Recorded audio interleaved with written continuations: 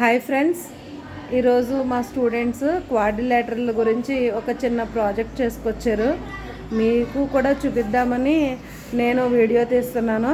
చేసుకొచ్చిన మా స్టూడెంట్స్ వీళ్ళిద్దరు.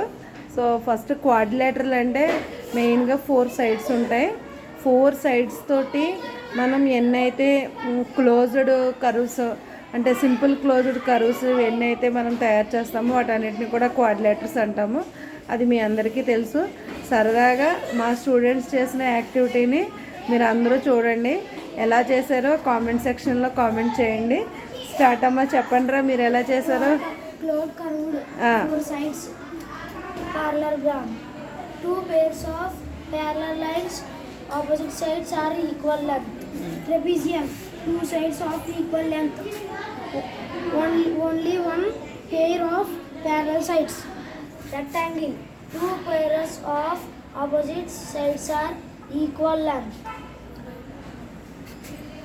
Rhombus, 4 sides of equal length. Square, 4 sides are equal length. 4 angles length. Okay అమ్మా, ఒకసారి దగ్గరగా చూడండి వీళ్ళు ఎలా చేసుకొచ్చారో.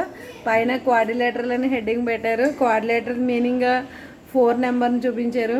టైప్స్ ఆఫ్ క్వాడ్రిలేటర్స్లో పారలలోగ్రామ్, ట్రెపీజియం, రెక్టాంగిల్, రాంబస్, స్క్వేర్ని డ్రా చేసి వాటి ప్రాపర్టీస్ అన్నిటిని కూడా చక్కగా వాటి కిందనే ఉండేలాగా వాటి ప్రాపర్టీస్ని కూడా చక్కగా రాశారు.